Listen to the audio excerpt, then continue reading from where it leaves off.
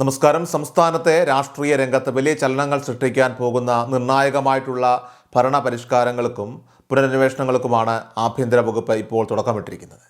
ഇതിൻ്റെ ഭാഗമായിട്ട് സർവീസിൽ നിന്ന് വിരമിച്ച മുതിർന്ന സത്യസന്ധനായിട്ടുള്ള പോലീസ് ഉദ്യോഗസ്ഥൻ ഹേമചന്ദ്രൻ IPSനെ ആഭ്യന്തരമന്ത്രി രമേശ് ചെന്നിത്തലയുടെ പോലീസ് ഉപദേശകനായിട്ട് നിയമിച്ച ഉത്തരവ് ഇപ്പോൾ പുറത്തു വന്നു കഴിഞ്ഞിരിക്കുകയാണ്.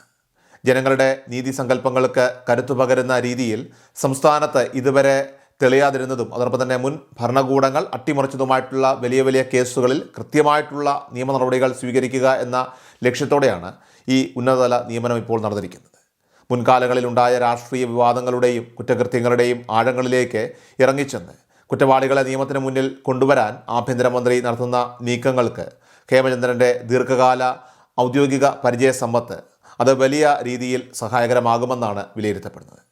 സർവീസിൽ നിന്നും വിരമിച്ച ശേഷം ഹേമചന്ദ്രൻ IPS രചിച്ച നീതി എവിടെ എന്ന പുസ്തകം കേരള സമൂഹത്തിലും രാഷ്ട്രീയ വൃത്തങ്ങളിലും വലിയ രീതിയിൽ ചർച്ച ചെയ്യപ്പെട്ടിട്ടുള്ള ഒന്ന് തന്നെയാണ്.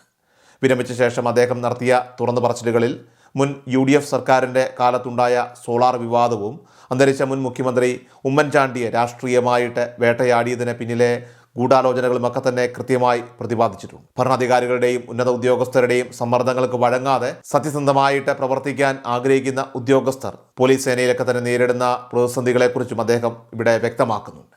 മുൻ ഇടതുപക്ഷ ഭരണകാലത്ത് പല സത്യങ്ങളും മുകളിൽ നിന്നുള്ള കൽപ്പനകൾ കാരണം മൂടി വെക്കേണ്ടി വന്ന പോലീസ് ഉദ്യോഗസ്ഥരുടെ നിസ്സഹായ അവസ്ഥയും ഇതിലൂടെ പുറത്തു വരുന്നു. ഈ ഒരു പശ്ചാത്തലത്തിൽ രാഷ്ട്രീയ സ്വാധീനങ്ങൾക്ക് വഴങ്ങാത്ത ഹേമചന്ദ്രനെ പോലെയുള്ള ഒരു ഉദ്യോഗസ്ഥൻ്റെ സാന്നിധ്യം അത് മുൻകാല ഫയലുകളൊക്കെ തന്നെ വീണ്ടും തുറക്കുന്നതിനും യഥാർത്ഥ പ്രതികളെയൊക്കെ തന്നെ വെളിച്ചത്ത് കൊണ്ടുവരുന്നതിനും വഴിയൊരുക്കുമെന്ന കാര്യം ഉറപ്പാണ്. പുതിയ ഉപദേശക സമിതിയുടെ നേതൃത്വത്തിൽ പ്രധാനമായിട്ടും 2 വലിയ കേസുകളിലേക്കാണ് ഇപ്പോൾ അന്വേഷണം വ്യാപിപ്പിക്കാനായിട്ട് പോകുന്നത്. അതിലൊന്ന് മുഖ്യമന്ത്രിയുടെ ഓഫീസിനെ പ്രതികൂട്ടിലാക്കിയ നയതന്ത്ര സ്വർണ്ണക്കടത്ത് കേസും മറ്റൊന്ന് ശബരിമലയുമായിട്ട് ബന്ധപ്പെട്ട സ്വർണ്ണമോഷണ വിവാദവുമാണ്. ഈ 2 കേസുകൾക്കും പരസ്പരം ശക്തമായിട്ടുള്ള അവിശുദ്ധ ബന്ധങ്ങളുണ്ടെന്ന സംശയങ്ങൾ തുടക്കം മുതലേ തന്നെ നിലനിൽക്കുന്നുണ്ട്.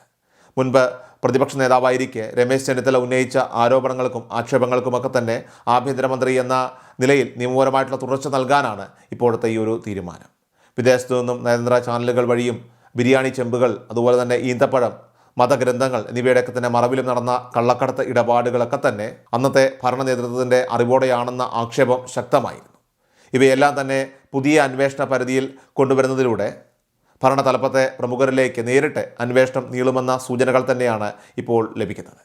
ശബരിമലയിലെ തങ്കവിഗ്രഹവും കോടിക്കണക്കിന് രൂപ വിലമതിക്കുന്ന സ്വർണ്ണപ്പാളികളും കടത്തിയതുമായിട്ട് ബന്ധപ്പെട്ട കേസിനാണ് പുതിയ അന്വേഷണത്തിൽ ഇപ്പോൾ മുൻഗണന നൽകുന്നത്. മുൻപ് നിലവിലുണ്ടായിരുന്ന പ്രത്യേക അന്വേഷണ സംഘം SIT കണ്ടെത്തിയ വിവരങ്ങൾ പ്രകാരം ഈ വൻകിട തട്ടിപ്പിന് പിന്നിൽ CPM നേതാക്കളുടെയൊക്കെ തന്നെ കൃത്യമായിട്ടുള്ള പങ്കാളിത്തം വ്യക്തമായിരുന്നു. തിരുവിതാംകൂർ ദേവസ്വം ബോർഡിൻ്റെ മുൻ ഭാരവാഹികളായിട്ടുള്ള പത്മകുമാർ, N. വാസു എന്നിവരുൾപ്പെടെയുള്ള ഇടത് നേതാക്കളെ ഈ കേസിൻ്റെ ഭാഗമായി മുൻപ് അറസ്റ്റ് ചെയ്ത് ജയിലിൽ അടച്ചിട്ടുള്ളതുമാണ്. എന്നാൽ അന്നത്തെ ദേവസ്വം മന്ത്രിയായിരുന്ന കടകംപള്ളി സുരേന്ദ്രൻ, PS പ്രശാന്ത് തുടങ്ങിയ പ്രമുഖരിലേക്ക് അന്വേഷണം നീളുകയും അവർക്കെതിരെയുള്ള തെളിവുകളൊക്കെ തന്നെ പ്രത്യേക അന്വേഷണ സംഘം ശേഖരിക്കുകയും ചെയ്ത ഘട്ടത്തിലാണ് മുഖ്യമന്ത്രിയുടെ ഓഫീസ് നേരിട്ട് ഇടപെട്ടുകൊണ്ട് ഈ ഒരു അന്വേഷണം അട്ടിമറിച്ചതെന്നാണ് ആഭ്യന്തര വകുപ്പിൻ്റെ പുതിയ വിലയിരുത്തൽ. കേസിലെ പ്രതിയായിട്ടുള്ള ബിസിനസ്സുകാരൻ ഉണ്ണികൃഷ്ണൻ പോറ്റിയുമായി ദേവസ്വം മന്ത്രിയായിരുന്ന കടകംപള്ളി സുരേന്ദ്രൻ വഴിവിട്ട ബന്ധങ്ങളൊക്കെ തന്നെ സ്ഥാപിച്ചിരുന്നതായിട്ട് മുൻപ് പല സാക്ഷിമൊഴികളും പുറത്തു വന്നിരുന്നു. പമ്പാ തീരത്ത് വലിയ രീതിയിൽ ആർഭാടപൂർവ്വം സംഘടിപ്പിക്കപ്പെട്ട അയ്യപ്പ സംഗമത്തിന് പിന്നിലെ യഥാർത്ഥ സാമ്പത്തിക സ്രോതസ്സ് അത് ശബരിമലയിൽ നിന്ന് മോഷ്ടിച്ച സ്വർണത്തിൻ്റെ വിഹിതമാണെന്ന വാർത്തകളൊക്കെ തന്നെ മാധ്യമങ്ങളിലൂടെ അക്കാലത്ത് പുറത്തു വന്നിരുന്നു. ഈ സ്വർണ്ണപ്പാളികളും തങ്കവിഗ്രഹത്തിൻ്റെയൊക്കെ തന്നെ ഭാഗങ്ങളും എവിടേക്കാണ് കടത്തിയത് എന്ന് കണ്ടെത്താൻ കഴിഞ്ഞിരുന്നെങ്കിലും അന്നത്തെ മുഖ്യമന്ത്രി പിണറായി വിജയൻ പോലീസിൻ്റെ കൈകളൊക്കെ തന്നെ ബന്ധിച്ചത് മൂലം തുടർ നടപടികൾ തടസ്സപ്പെടുകയായിരുന്നു. ദേവസ്വം മന്ത്രി അറിയുന്ന കാര്യങ്ങൾ മുഖ്യമന്ത്രിയും അറിഞ്ഞിരിക്കുമെന്നതിനാൽ തന്നെ ഈ പുനരന്വേഷണത്തിൻ്റെ അന്തിമഘട്ടം മുൻ മുഖ്യമന്ത്രിയിലേക്കും അദ്ദേഹത്തിൻ്റെ താല്പര്യപ്രകാരം പ്രവർത്തിച്ച ഇടനിലക്കാരിലേക്കുമൊക്കെ തന്നെ എത്തിച്ചേരുമെന്ന് രാഷ്ട്രീയ നിരീക്ഷകർ കരുതുന്നു. നിലവിലെ സാഹചര്യത്തിൽ UDF മുന്നണിയിലെ നേതാക്കൾക്കെതിരെ സമാനമായിട്ടുള്ള രീതിയിലുള്ള യാതൊരുവിധ അഴിമതി ആരോപണങ്ങളോ ക്രിമിനൽ കേസുകളോ നിലവിലില്ല എന്നുള്ളത് ഈ അന്വേഷണത്തിൻ്റെ നിഷ്പക്ഷതയ്ക്ക് മാറ്റുകൂട്ടുന്നു.